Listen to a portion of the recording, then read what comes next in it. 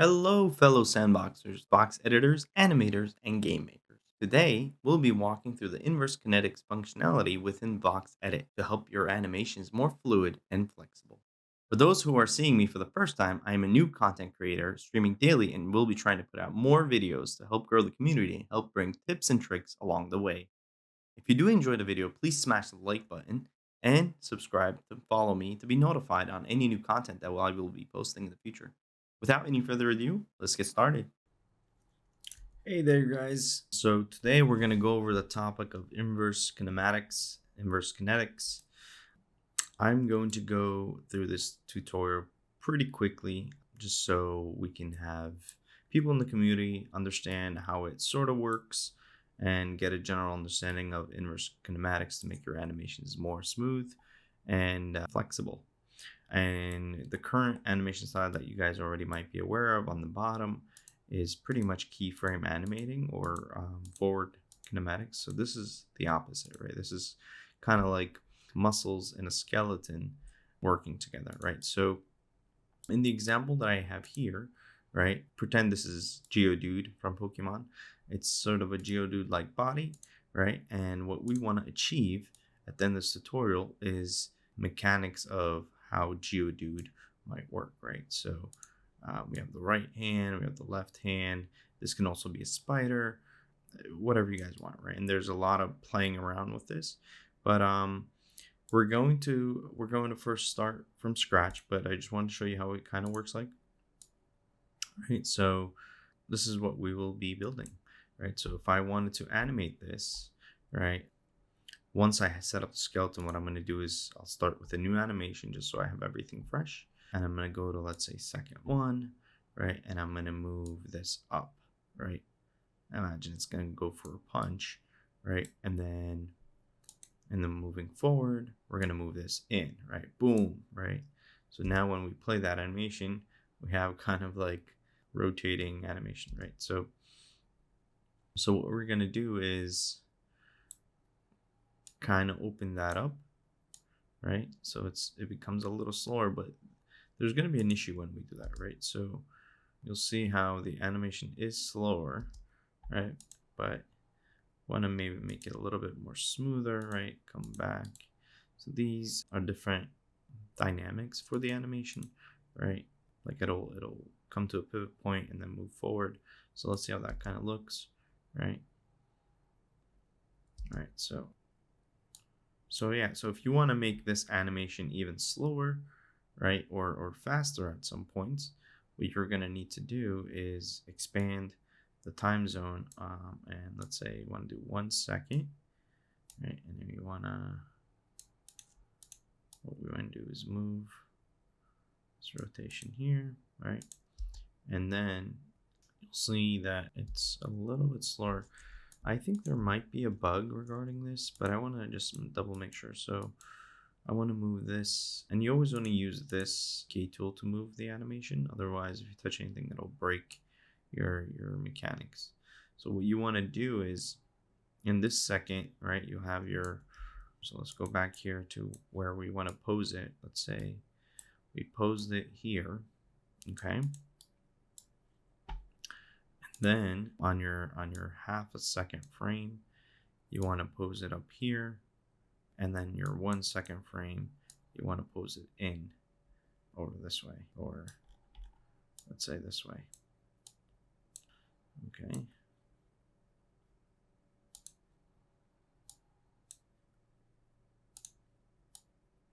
Boom, right? So that's kind of inverse. It makes animation a lot easier than key frame editing. And on the bottom, you'll see that it's actually doing that editing for you on your behalf, right? So it's like boom, boom, boom, boom. All right, so this is what we're gonna build. This is inverse kinematics, and it'll make your animation smooth and help you and with your Vox creations. That way you can build more complex stuff. All right, cool. How we're gonna do this? We're gonna delete everything as if we started a new file. Okay. We're gonna delete this animation, and we're gonna say, I'm gonna call this, say this default. This is, let's say, the default animation where you want to structure the inverse kinetics mechanism or skeleton. Once you have your assets built and you have your pivot points properly set up, which you can check from here, and sometimes it doesn't show because there's like a slight bug. So what you want to do is you can go back in and try again and it'll show. I have mine facing in the Z direction because this is kind of the way I want my model to be facing. And then I want it centered in the middle because that's where my joint is going to connect. Okay. And then I'll have my head or my body, depending on how you want to call it, facing the Z direction. So we have our dude, we have our dude's face, and then we have the limbs that we want to use. The way I started, or the way I figured out how to do this, because there's really no documentation on how to do this right now. So this is kind of me figuring out on my own. And if you guys find any other new way to do these things, please let me know because I would love to learn. But this is kind of me trying to show you guys what I've learned so far and share that with you guys. First thing I want to do is I want to create a parent. Parent is what's kind of like grouping your whole model. So you always want to have a parent. And then underneath the parent, I'm going to call it, let's call it the head. This is the head of Geodude. And then we're going to create another child node and we're going to call that right, or let's call it right one, right? I don't know. Let's call it right one of one. And then we're going to add another node that's going to be right,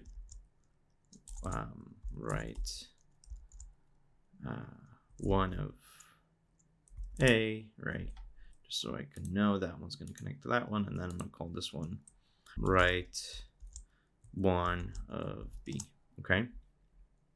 So right now we'll have the head, everything's on the same axes right now.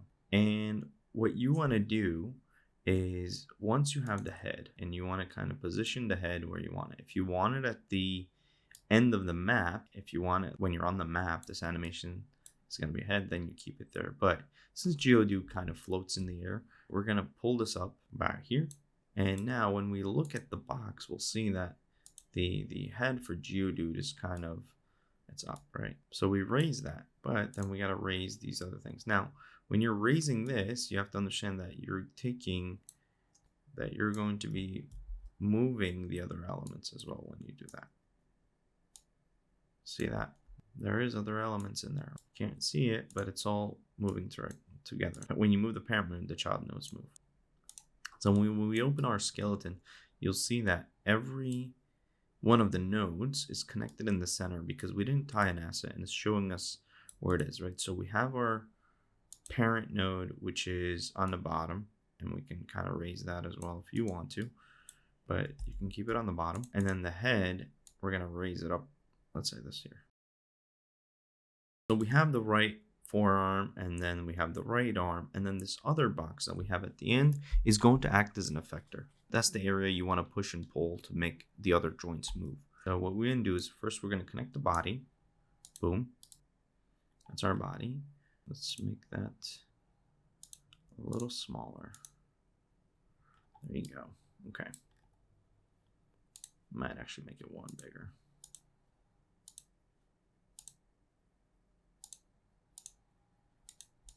Okay, there you go. And then we're going to connect it all. We're going to drag and drop these arms, which I want to make a little smaller by scaling it down. Okay.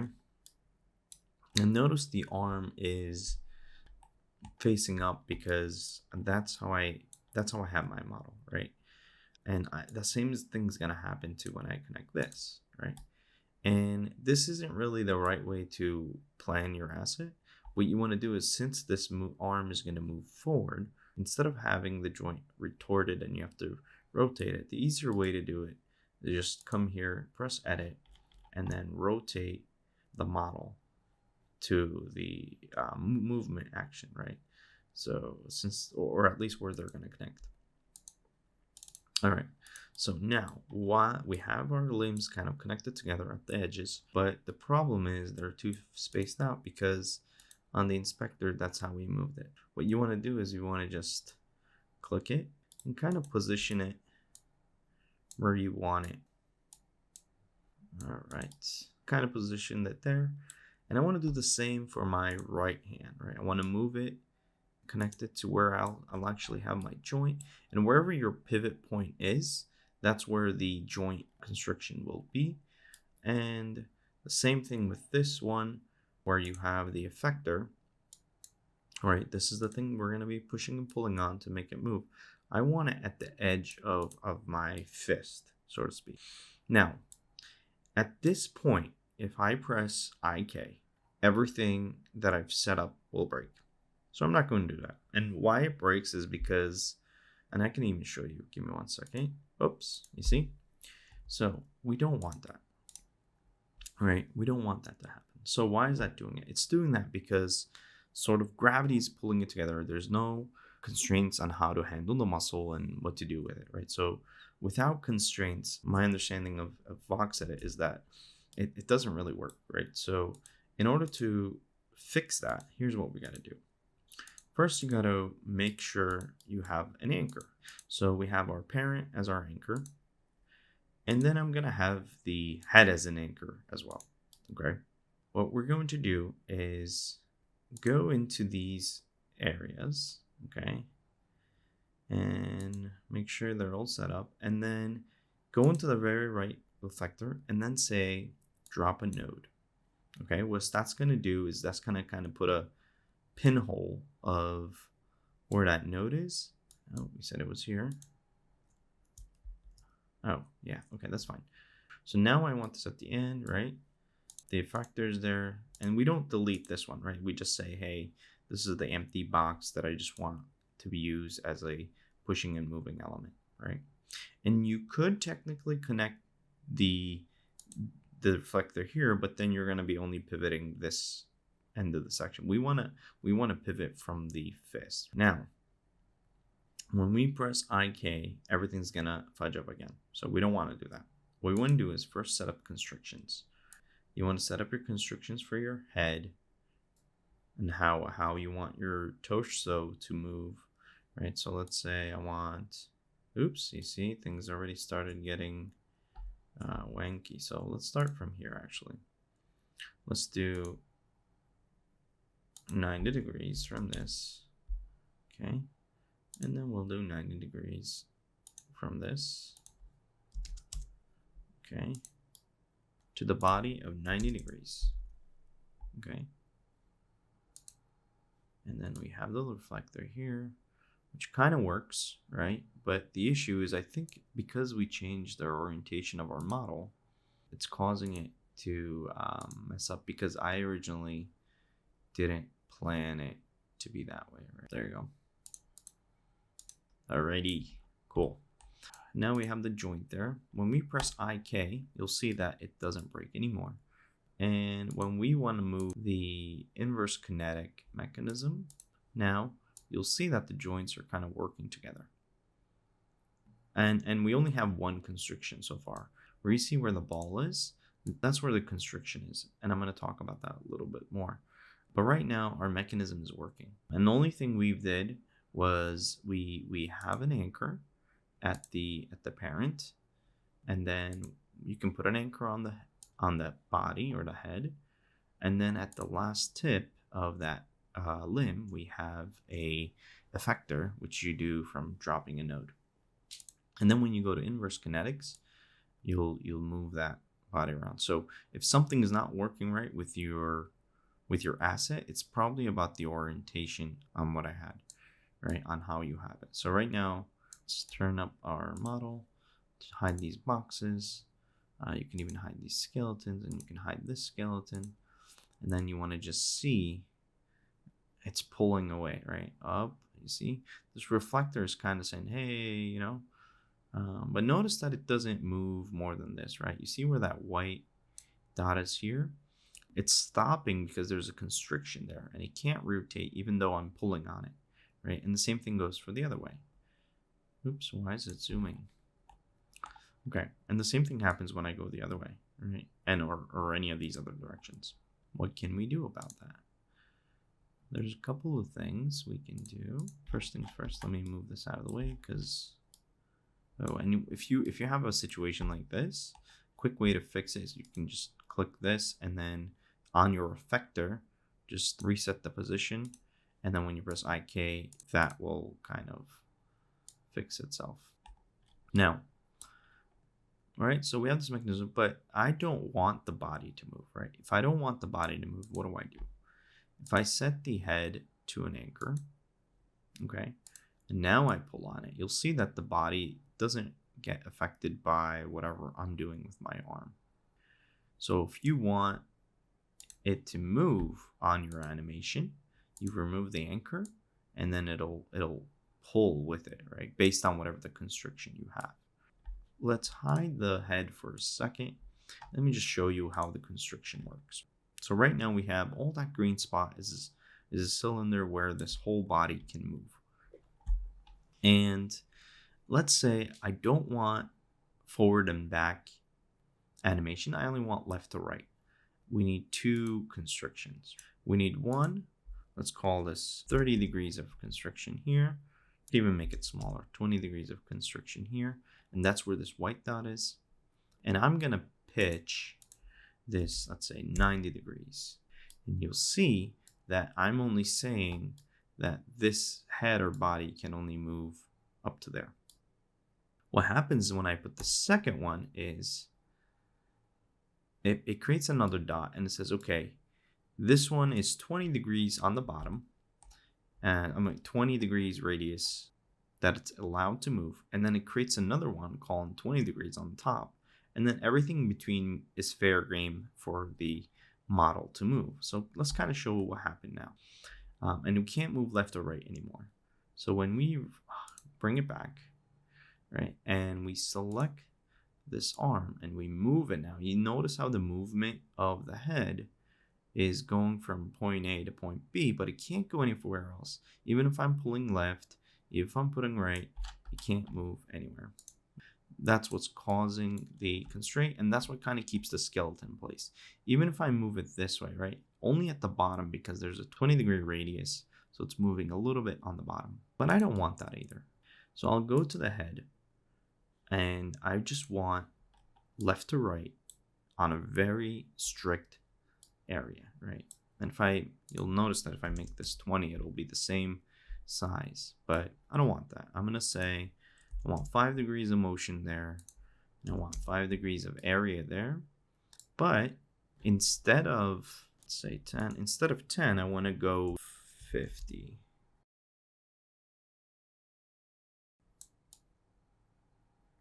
So that's working. So now I've reduced the constriction area on the head to 5 degrees. Let's do it 1 degree. Actually, I want almost no motion on this Geodude guy. So I'm moving the reflector. Boom. So I can't see, it doesn't go the other way because it's not allowing. If you can follow this white dot, it's not allowing it to go there because I don't want it to move, right? Another thing you can do is, this isn't how really Geodude moves, right? His head doesn't really move that much, but I just want to show you how that constriction, you know, if this was a chest, that it wouldn't move this way. But maybe, you know, if you want kind of hip movement, this is kind of the sort of thing you want. So let's hide that real quick again, and to make it visible, I'll do 10 degrees. So you'll see that little green area that we want this dude to move. So I'm going to say 45 degrees to give it some hip movement. Let's say 25 degrees, okay? And then I want the pink area to give it -25. Okay, so they're both going from 0. The blue dot of the constriction is saying, hey, you can move right this way a little bit, and then you can move right this way a little bit. So when you move the effector, you'll see that it only moves to a certain extent, and you can kind of adjust that however you want. I'm selecting the head, 5 degrees thickness, and then I want to make this, let's say 10 degrees this way, and then -10 degrees that way. So any of the directions, if you want the right direction, you just have to make sure you have the right values in the right place. So if I wanted to do add a yaw, you'll notice that it moves, right? If I want to do 25 degrees, it'll move this way. So if I do 90 degrees, then it can only move that way. So I'm going to keep these at 0 because I want it to go from left to right facing forward. Alrighty, let's bring that back and open up our hand again. So we kind of have it working. The issue is I don't want the hand to be going this way, right? Or I do, but I don't want it to like do it in a way where I can't control it. And to fix that, we just have to add more constraint to those bones or to those pivot points. And to do that, we go to the area, right? And usually wherever your pivot point is, so on your asset, that's where it'll add the constraint, right? So we just added a constraint by clicking the plus icon. I'm going to say 90 degrees again to show you. And then when we move the effector, I can move this way, right? I can move this way to 9 degrees, right? It's like a ball bearing. First of all, this is installed on top of the head, so we don't want that. So let's fix that real quick. Let's go to the right arm and then move it to where we want the joint to be. So if the joint's got to be on the side of the arm, then that is what we will do. Now let's go back to the inverse kinetics. Notice that it moved again, but now it's on the right. Okay. All right. So if I want to set up the constriction of the arm joint to only go specific angles, right? So let's fix where the positioning is once again. Kind of want it here on the side. All right. So we go to IK. All right. You'll see that, I can move this back and forth. So now to fix that, I don't want 40, I want maybe, let's say 30 degrees, right? You'll see that it pops up, right? And we want to add a constraint on it, let's say 40 degrees. And then I'm going to pitch it by 90 degrees to make it this way. I'm going to pitch it again to make it, and you want to just add another one. And you want to just yaw that 90 degrees, right? So now we're telling this body, hey body, you can, I don't actually want 90 degrees. I do want 90 degrees, but I want it to move 10 degrees this way. Okay. You notice that the 0 is the center, right? So it yaws 90 degrees that way and then goes that way. So for some reason I do the other way, it doesn't really do it. So 45 degrees, we want the Geodude's body to move that way. And then we want the arm to move that way. And then let's do this 10, and we want it to move a little bit that way. But the arm kind of winds a little bit more back. So what we want to do is move the position of the blue to, I believe, yaw -90. Okay, and then it moves it that way, and then we have to move it, let's say -50. Nope, sorry again, -90. So we want the movement to go all the way back, but we don't really want that, so we have to pitch it by 10 degrees, 20 degrees.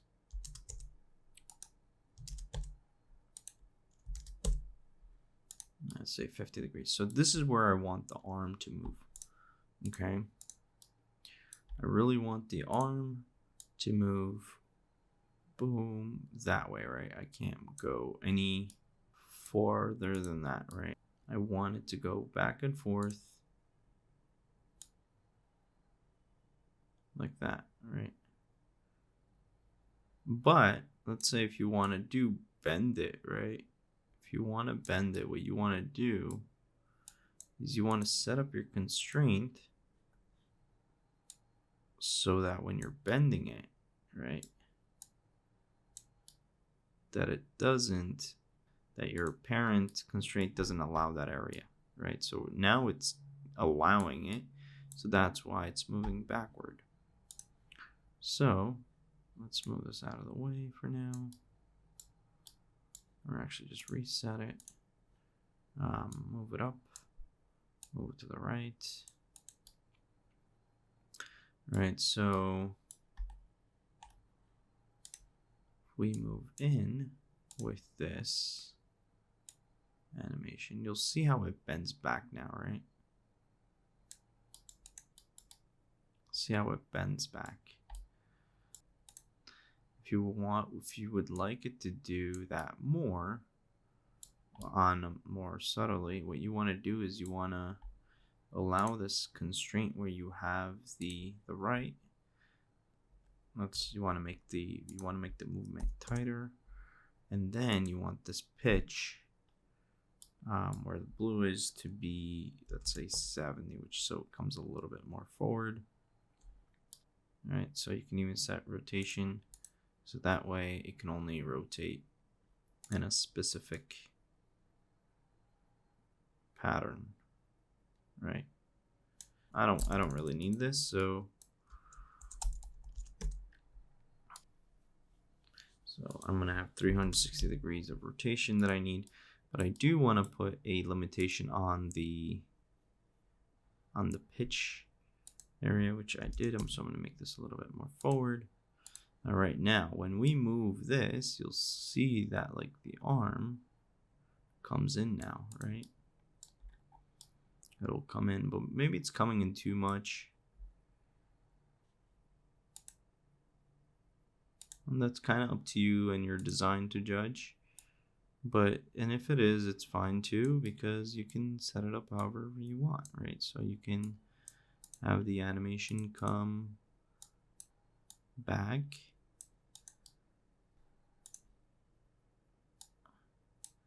It's kind of tricky to kind of puppet this around this way.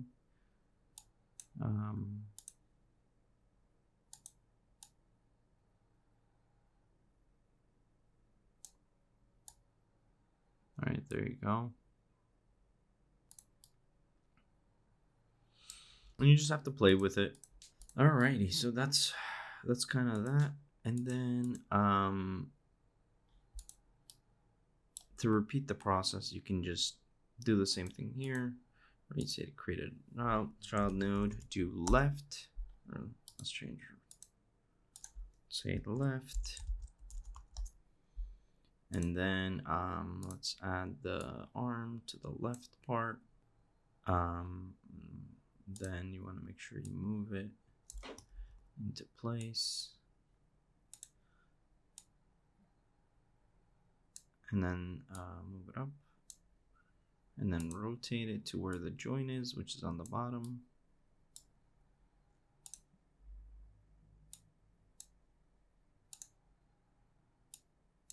Okay, and then you want to add another child node, say left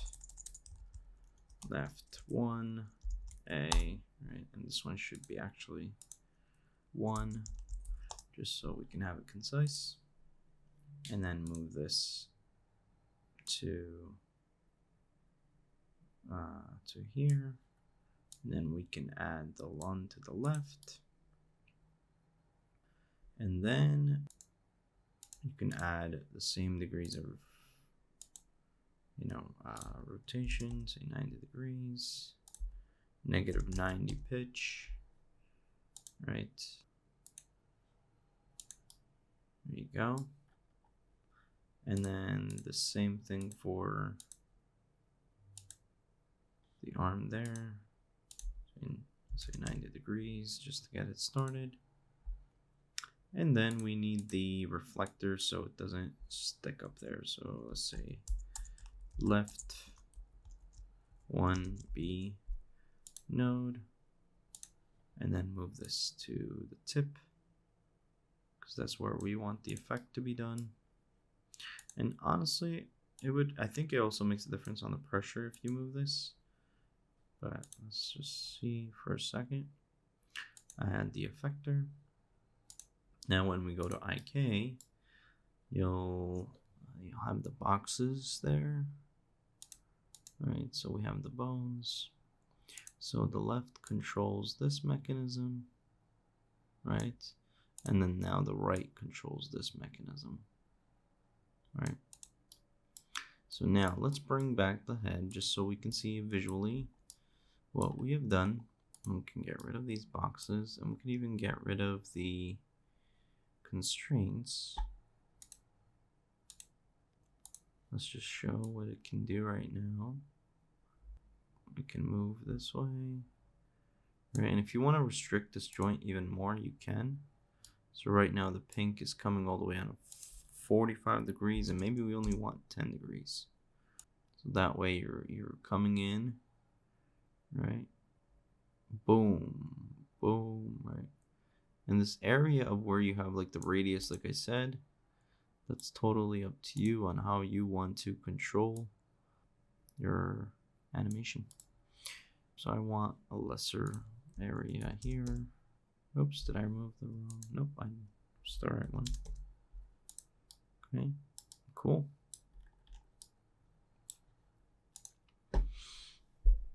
Alrighty. And that's pretty much it. That's inverse kinetics. It's a little complex topic, but I hope this will be helpful in at least trying to accomplish what you want to do. And you know, you can use this for your animations. Like I said, if you turn this off, you'll kind of see the pose that you want to do, you know, and you can give it a certain pose of what you want to do on your model, right?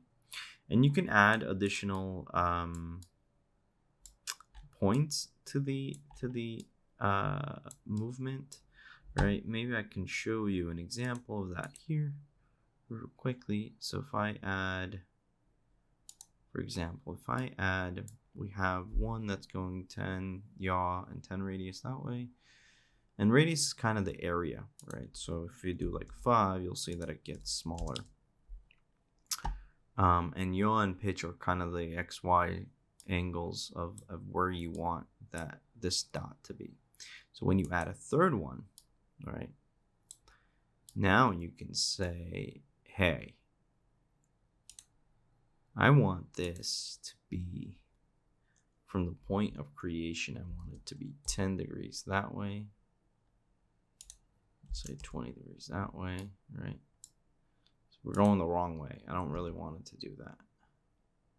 Right, and it's kind of going based on, if I do like 50, you'll see that it's connecting from the pink, right? So I'm going 50 degrees from wherever the pink is. And I kind of don't want that, meaning I don't want it to go that far. So let's say I want the movement to go like this, right? I want this movement. Then I gotta do 0 from the base, and I want to go -90, right? So now my inverse kinetics movement will allow my body to go like this. You see? Now that gives it a so much more easier way. You can also disable these constraints to help you with your animations when you're ready. Right, and you can disable this. Right, now I'll see that I can move. You see? Boom. Boom. Right. It's not perfect, but I think you guys kind of get the idea of what we're trying to accomplish. Alrighty. So I hope this tutorial was sort of helpful, and it kind of helps you with what you want to do with inverse kinetics. If you enjoy this video and you would like more videos like this, please like and subscribe, and thanks for watching.